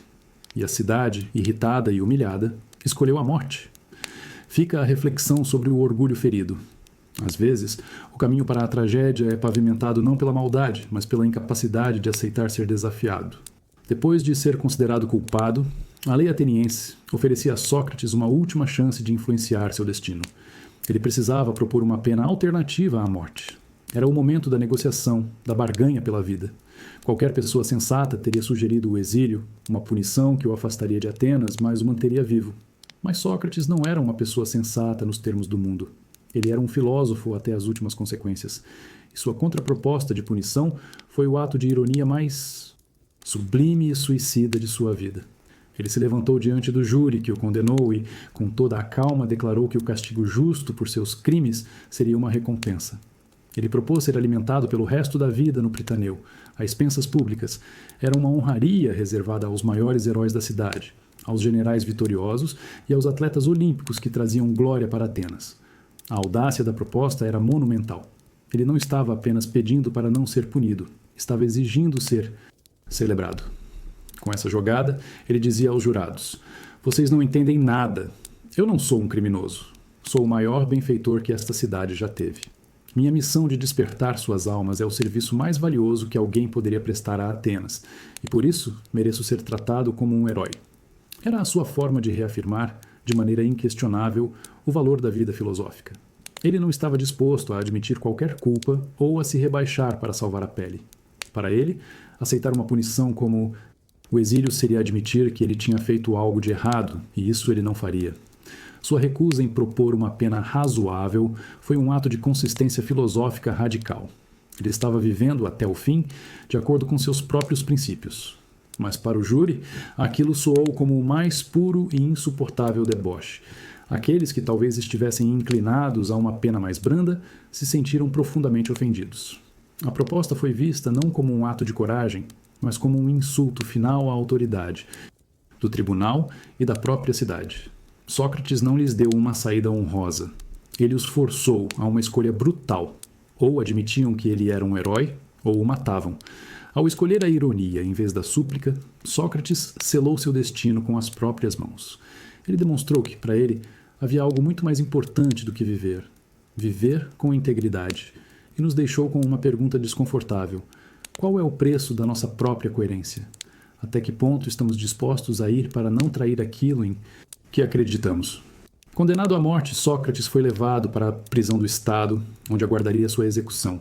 Mas, por uma peculiaridade do calendário religioso ateniense, ele não seria executado imediatamente. Um navio sagrado tinha partido em uma missão anual para a ilha de Delos e, por tradição, nenhuma execução poderia acontecer até que ele retornasse. Isso deu a Sócrates cerca de 1 mês a mais de vida, um tempo precioso que seus amigos desesperados usariam para tentar salvá-lo. O mais dedicado deles era Críton, um amigo de infância de Sócrates, um homem rico e leal que o acompanhou por toda a vida. Críton não conseguia aceitar o veredito. Para ele, a condenação do amigo era uma injustiça monstruosa, e a ideia de não fazer nada para impedi-la era insuportável. Então, ele elaborou um plano de fuga. Uma madrugada, antes do amanhecer, Críton foi à cela de Sócrates. Ele tinha tudo arranjado. Os guardas da prisão tinham sido subornados, um barco estava pronto para levá-lo para longe. E ele tinha amigos em outras cidades, como a Tessália, que receberiam Sócrates de braços abertos e lhe dariam uma vida segura e confortável. O plano era simples e viável. Tudo o que Sócrates precisava fazer era dizer sim.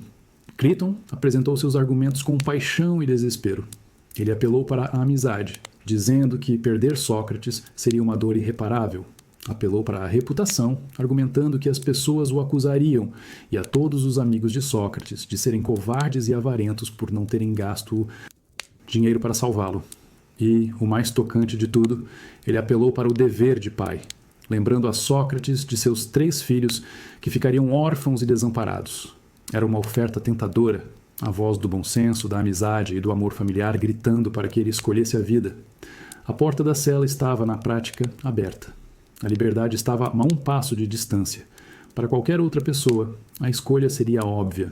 Fugir de uma sentença injusta não parecia um crime, mas sim um ato de autopreservação, quase um dever. Mas Sócrates não era qualquer pessoa. E o que ele fez a seguir, naquela cela fria, se tornaria sua lição final sobre justiça, dever e o significado de um pacto social. Ele ouviu seu amigo com calma e, em vez de aceitar a oferta, convidou-o para um último diálogo, um exame final sobre o que era a coisa certa a fazer. A resposta que ele daria a Críton seria tão desafiadora quanto a defesa que ele apresentou no tribunal. Ele mostraria que, para ele, as paredes da prisão não eram feitas de pedra, mas de princípios. Diante da oferta desesperada de seu amigo Críton, Sócrates respondeu não com gratidão ou alívio, mas com uma série de perguntas, seu método de sempre. Ele pediu a Críton que considerasse a questão não com o coração, mas com a razão. O que era mais importante? A opinião da maioria, que os chamaria de covardes, ou fazer o que era verdadeiramente justo? E assim, ele começou sua argumentação final, uma defesa não de sua vida, mas de suas convicções mais profundas. O ponto central do argumento de Sócrates era o conceito de um pacto, de um contrato social entre o cidadão e as leis de sua cidade. Ele imaginou as próprias leis de Atenas falando com ele. Elas lhe diriam que ele viveu toda a sua vida sob a proteção e os benefícios delas. Foram as leis que permitiram o casamento de seus pais, que garantiram sua educação e que o protegeram como cidadão. Ele era, em certo sentido, um filho e um servo das leis. Ao escolher viver em Atenas por 70 anos, nunca tentando sair ou mudar o sistema, ele tinha, na prática, concordado em obedecer às leis, mesmo quando elas o desfavorecessem.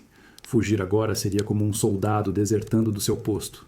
Seria um ato de traição, não contra os homens que o condenaram injustamente, mas contra o próprio princípio da justiça e da ordem que as leis representavam. Ele lembrou a Críton de um de seus ensinamentos mais importantes. Nunca se deve cometer uma injustiça, mesmo em resposta a uma injustiça sofrida. Se ele fugisse, estaria respondendo a uma injustiça com outra, estaria destruindo a autoridade das leis, que são a base de qualquer sociedade civilizada. Ele estaria provando que seus acusadores estavam certos, que ele de fato não respeitava as regras.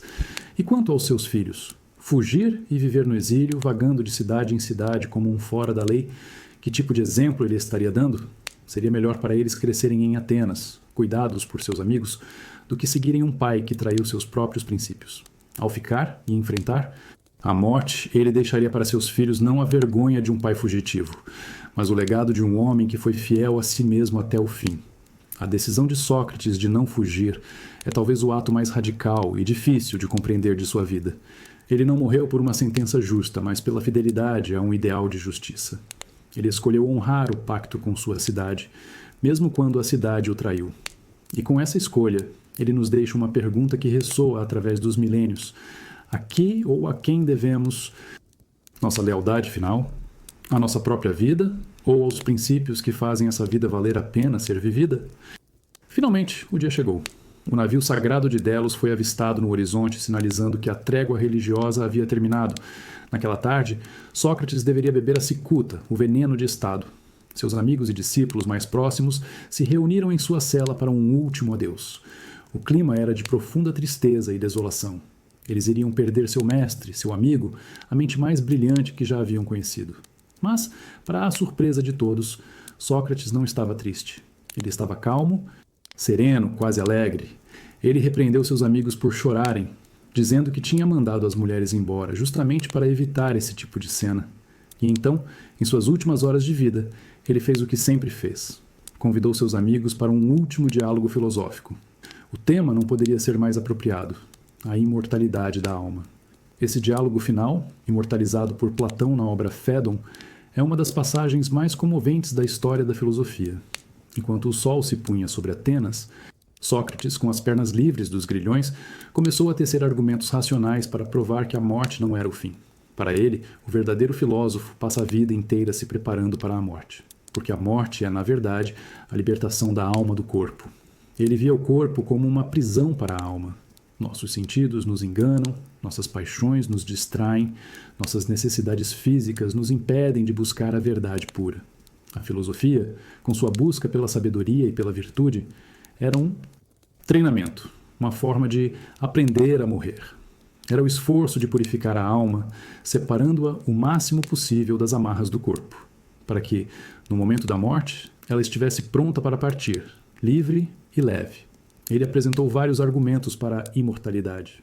Falou sobre a natureza cíclica da vida e da morte, sobre como o conhecimento parece ser uma forma de reminiscência, de lembrar de verdades que nossa alma já conhecia antes de nascer. Falou sobre a simplicidade da alma, argumentando que, por não ser composta de partes, ela não poderia se decompor e desaparecer como o corpo. Enquanto seus amigos, Símias e Cebes, levantavam objeções, cheios de dúvida e angústia, Sócrates os respondia com paciência e clareza. Ele não estava oferecendo um dogma de fé, mas um consolo baseado na razão. Ele estava ensinando, até o último suspiro, que o medo da morte se baseia na ignorância, e que, para uma alma que viveu uma vida justa e em busca da sabedoria, a morte não é um terror, mas uma passagem para um lugar melhor. É incrível pensar que, na antessala da própria morte, a maior preocupação de um homem fosse consolar seus amigos e reafirmar sua fé no poder da razão e na beleza da alma. O sol se pôs e o diálogo sobre a alma terminou. O silêncio na cela era quebrado apenas pelos soluços contidos dos amigos. O carcereiro, um homem que tinha aprendido a respeitar Sócrates durante aquele mês, entrou com os olhos cheios de lágrimas, trazendo a taça com a cicuta. Ele se desculpou e deu as instruções. Sócrates deveria beber o veneno e caminhar até que suas pernas ficassem pesadas. Depois, era só se deitar e esperar. Com uma calma que assombrou a todos, Sócrates pegou a taça. Sem tremer, sem demonstrar medo ou raiva, ele a levou aos lábios e bebeu o líquido escuro até a última gota, como se fosse um vinho em um banquete. Em seguida, ele começou a caminhar pela cela, enquanto seus amigos, agora incapazes de conter a dor, choravam abertamente.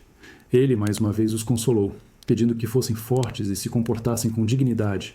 Quando suas pernas ficaram pesadas demais, ele se deitou de costas, como o carcereiro havia instruído. Aos poucos, uma frieza começou a subir, por seus pés, tomando conta de seu corpo. O homem que o assistia ia tocando seus membros, perguntando se ele sentia. A resposta era não. A vida se esvaía lentamente, de baixo para cima. Quando a dormência já chegava perto de seu coração, ele descobriu o rosto, que havia coberto com um pano, e pronunciou suas últimas e enigmáticas palavras, dirigidas a seu amigo Criton. Criton, devemos um galo a Asclépio. Paguem a dívida. Não se esqueçam. E então, um tremor percorreu seu corpo, e ele se foi. Essas palavras finais deixaram seus amigos e a história com um último quebra-cabeça. Para entender essa frase, é preciso saber que Asclépio era o deus grego da cura e da medicina. Era costume que as pessoas, ao se recuperarem de uma doença grave, oferecessem um galo a ele em sacrifício, como forma de agradecimento. Então, por que um homem em seu leito de morte estaria falando em pagar uma dívida por uma cura? A resposta é a chave de toda a sua filosofia. A doença da qual Sócrates estava finalmente se curando era a própria vida, a vida no corpo, que ele via como uma prisão para a alma, com suas paixões e necessidades que nos afastam da verdade. A morte, então, não era o fim trágico, mas a cura definitiva, a libertação da alma para que ela pudesse finalmente contemplar o conhecimento puro. Com suas últimas palavras, ele estava dizendo a seus amigos que sua alma estava, enfim, saudável e livre. Ele não apenas ensinou sua filosofia, ele a viveu e, de forma ainda mais poderosa, ele a morreu. Sua morte foi seu último ato de coerência, a prova final de que ele realmente acreditava em tudo o que disse. E nos deixa com uma reflexão profunda. O que significa, para cada um de nós, viver e morrer de acordo com nossas convicções mais verdadeiras? O sol se punha sobre Atenas, lançando uma luz dourada e melancólica sobre a cela da prisão. O momento final havia chegado. O carcereiro, com o rosto marcado pela tristeza, entrou, trazendo uma taça de barro. Dentro dela, a cicuta, um extrato de planta que era o veneno oficial do Estado.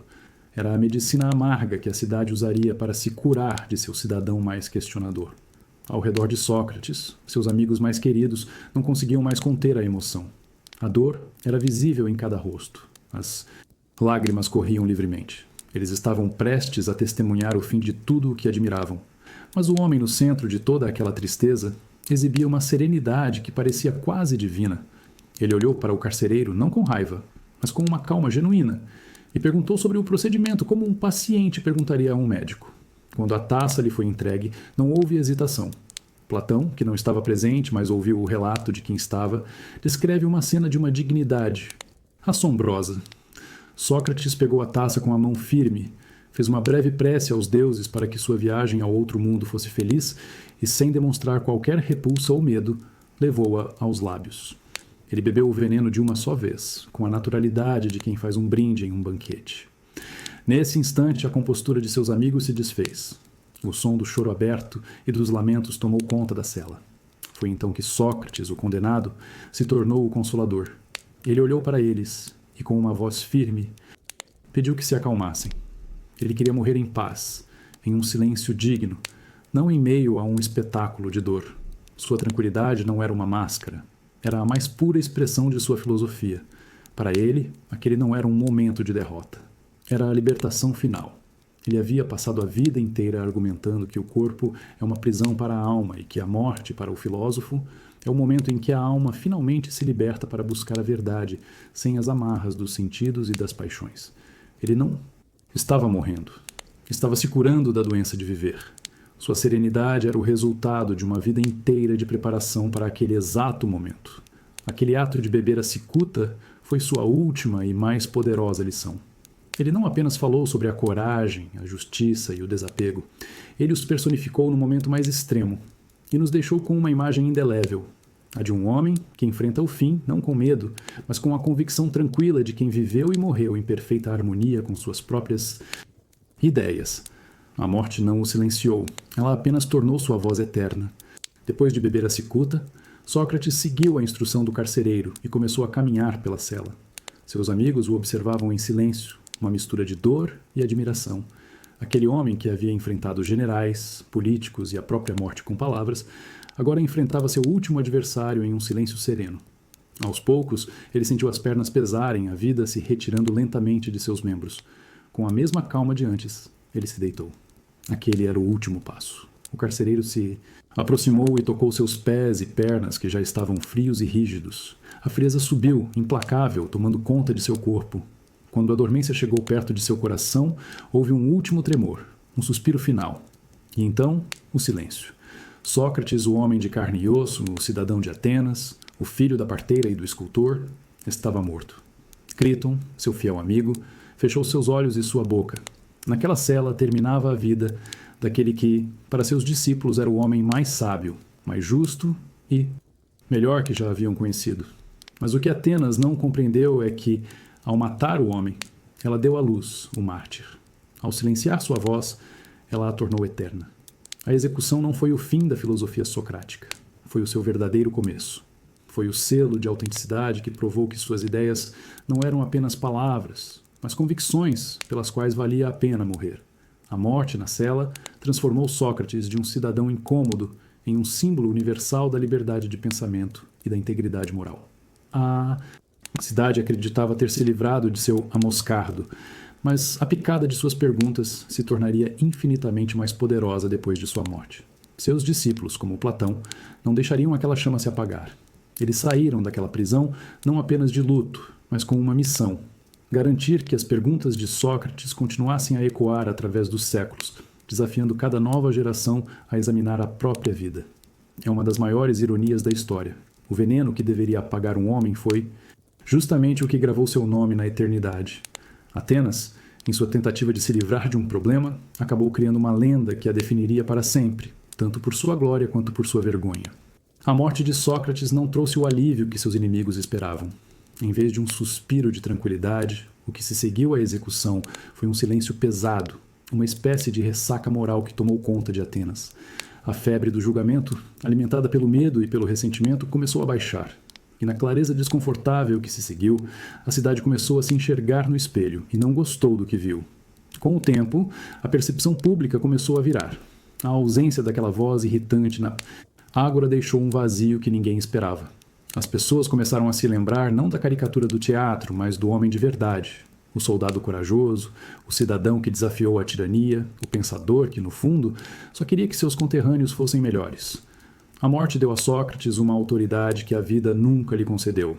A raiva da cidade precisava de um novo alvo, e ele foi rapidamente encontrado nos 3 homens que lideraram a acusação. A tradição conta que o arrependimento de Atenas foi tão profundo que se voltou violentamente contra eles. Meleto, o poeta que serviu de testa de ferro para a acusação, teria sido condenado à morte pelos próprios atenienses. Ânito e Lícon, o político e o orador, foram expulsos da cidade, forçados a um exílio de vergonha. A cidade que condenou o filósofo agora punia seus acusadores. O arrependimento se manifestou em gestos públicos. Disse que os ginásios e as palestras, locais onde os jovens se reuniam e onde Sócrates costumava conversar, foram fechados por um tempo como sinal de luto. E no ato final de reparação, os atenienses teriam encomendado uma estátua de bronze em sua homenagem, feita por um dos maiores escultores da época, Lísipo. A cidade tentava, com bronze, consertar um erro que o tempo não poderia apagar. É uma das lições mais duras que a história nos ensina. Muitas vezes, uma sociedade só percebe o valor de suas vozes mais críticas quando o silêncio já se tornou definitivo. O arrependimento pode ter trazido algum consolo para a consciência ferida de Atenas, mas não trouxe Sócrates de volta. A estátua em sua homenagem era menos um tributo ao homem que eles mataram, e mais um memorial permanente ao erro que eles cometeram. A morte de Sócrates não deixou apenas um vácuo de sabedoria, deixou um rastro de medo. Para seus discípulos, a execução do mestre era um aviso claro. Atenas não era mais um lugar seguro para quem ousasse pensar de forma diferente. A mesma cidade que havia sido o berço da filosofia, agora parecia disposta a se tornar seu túmulo. Diante dessa ameaça, os amigos e seguidores de Sócrates fizeram a única coisa que podiam. Eles se espalharam. O que se seguiu foi uma espécie de diáspora filosófica, uma dispersão que paradoxalmente seria a salvação do pensamento socrático. Em vez de se apagarem no silêncio do medo, os discípulos levaram as sementes das ideias de seu mestre para terras distantes, plantando-as em solos férteis por todo o mundo grego. Cada um deles, no entanto, carregou uma semente diferente, interpretando o legado de Sócrates à sua própria maneira. O mais famoso, Platão, viajou para o Egito e para a Itália, aprofundando seus conhecimentos. Anos mais tarde, quando a poeira baixou, ele retornaria a Atenas para fundar a Academia, a primeira grande instituição de ensino superior do Ocidente. Lá, ele construiria um vasto sistema filosófico, usando a figura de Sócrates como seu personagem principal e imortalizando seu método de questionamento. Ele foi o grande arquiteto do legado socrático. Mas nem todos seguiram o mesmo caminho. Outros discípulos fundaram escolas que levaram os ensinamentos do mestre a conclusões radicais e, por vezes, opostas. Antístenes, por exemplo, focou na ética, na autossuficiência e no desprezo de Sócrates pelos bens materiais, e fundou a escola cínica. Já Aristipo de Cirene se concentrou na busca pela felicidade e pelo bem, interpretando-os como a busca por um prazer inteligente e moderado, dando origem à escola cirenaica. E aqui está a ironia final e mais bela da história de Sócrates. Ao tentar silenciar uma única voz, Atenas acabou criando um eco que se multiplicou em dezenas de novas vozes. O veneno que matou o homem serviu para nutrir a filosofia. A tentativa de apagar uma ideia foi o que a tornou universal. A morte de Sócrates não foi o fim de sua missão, foi sua explosão. É uma lição poderosa sobre o poder das ideias. Elas não podem ser aprisionadas em uma cela ou destruídas com veneno. Elas têm uma capacidade incrível de sobreviver e se transformar. Às vezes, o maior favor que se pode fazer a uma semente é tentar enterrá-la. Pode parecer estranho, mas o homem que nunca escreveu uma única linha e que viveu há mais de 2.400 anos é um dos pilares de quase todo o conhecimento ocidental. A herança de Sócrates não está em livros ou monumentos, mas em algo muito mais profundo e duradouro. Uma forma de pensar. Sua marca está gravada em nossas universidades, em nossos tribunais e, idealmente, em nossas próprias mentes. Antes de Sócrates, a filosofia olhava principalmente para fora, para o cosmos. Os pensadores se perguntavam do que o mundo era feito, qual era o elemento primordial. Sócrates mudou o foco. Ele virou o telescópio das estrelas para a alma humana. Sua grande preocupação não era com a natureza do universo, mas com a natureza de uma vida boa. Ele inaugurou a filosofia moral, a busca por definições universais para conceitos como justiça, coragem e virtude. E o método que ele usava para essa busca foi sua maior invenção.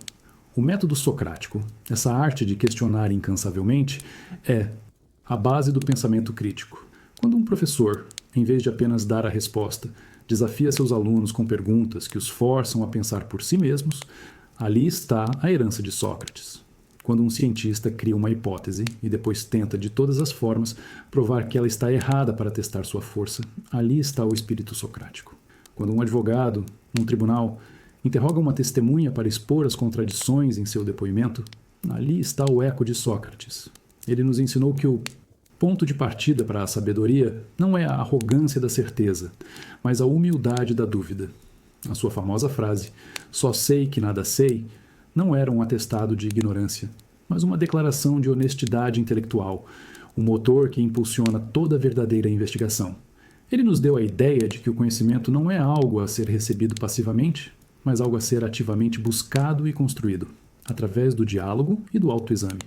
No fundo, o legado imortal de Sócrates é um convite para não aceitarmos respostas prontas, para não vivermos no piloto automático, para não termos medo de questionar nossas crenças mais arraigadas. Sua herança não é um conjunto de doutrinas, mas uma atitude perante a vida. Ele não nos deu um mapa, mas nos entregou uma bússola, a razão crítica, e nos deixou com uma tarefa infinita, resumida em seu grande mandamento: conhece-te a ti mesmo. Se pudéssemos resumir toda a vida e a morte de Sócrates em uma única frase, ela não seria uma resposta, mas um convite. Um convite de 2 palavras, gravado em pedra no mesmo oráculo de Delfos que deu início à sua jornada e que se tornou o coração de toda a sua filosofia. Conhece-te a ti mesmo. Essa não era apenas uma sugestão, era o mandamento supremo, a tarefa mais urgente e importante de uma vida humana. Mas o que significava para Sócrates conhecer a si mesmo? Não era um mergulho em sentimentos vagos ou um simples exercício de introspecção.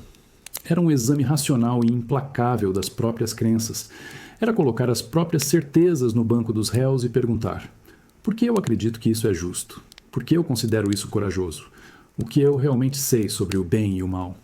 Conhecer a si mesmo era, antes de tudo, conhecer os limites do próprio conhecimento, admitir a própria ignorância para só então começar a busca pela verdade. Essa jornada interior era para ele um Benyon Puissant, verdadeiro propósito da vida. Ele acreditava que a nossa maior responsabilidade não era com os deuses distantes ou com as exigências da sociedade, mas com o cuidado da alma. A alma, para Sócrates, era a nossa essência, nossa consciência, nossa capacidade de raciocinar. E assim como um atleta cuida do corpo, cada ser humano deveria dedicar sua vida a cuidar da alma, a torná-la o mais virtuosa, justa e sábia possível. Riqueza, poder e fama eram distrações, ruídos que nos afastavam dessa tarefa essencial.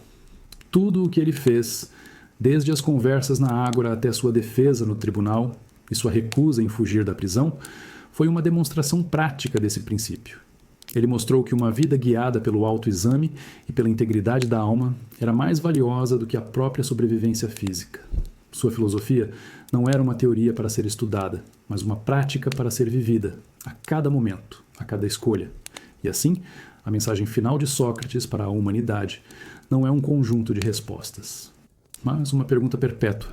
Ele não nos deixou um destino final, mas o mapa para o início da jornada mais importante de todas, a que fazemos para dentro de nós mesmos.